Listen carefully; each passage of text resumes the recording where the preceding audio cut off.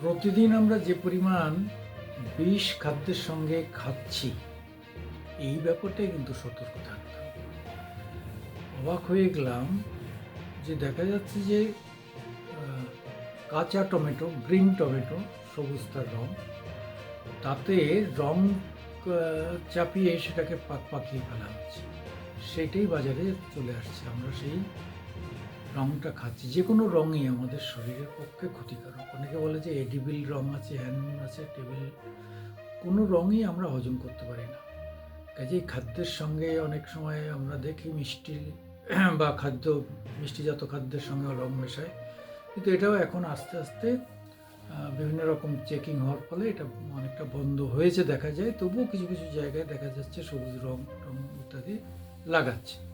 কোনো রঙই আমাদের শরীরে ঢোকানো উচিত নয়, এটা আমাদের খুব খেয়াল রাখতে হবে।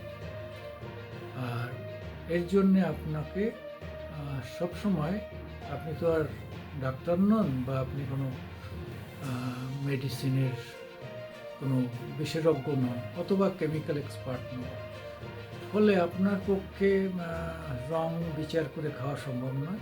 সব থেকে ভালো হচ্ছে একদম রং পরিত্যাগ করুন। খাবারের ক্ষেত্রে কখনোই রং জাতীয় কিছু খাবেন না। রং জাতীয় খাদ্য, রং জাতীয় ভেজিটেবল, এবং চালে টালেও নাকি রং টং মেশায় নাকি কোথাও কোথাও, মানে শুনতে পাওয়া যায় অনেক কিছু ক্রিয়া করা যায়।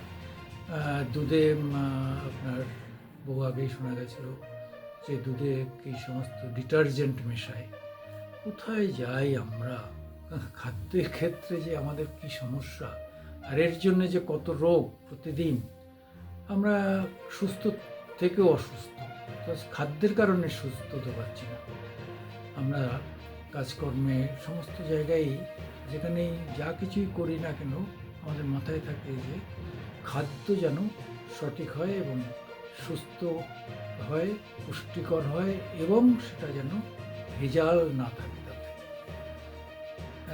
নমস্কার, আপনারা আমার আজকের দিন ইউটিউবে একটু সাবস্ক্রাইব করে সাহায্য করবেন।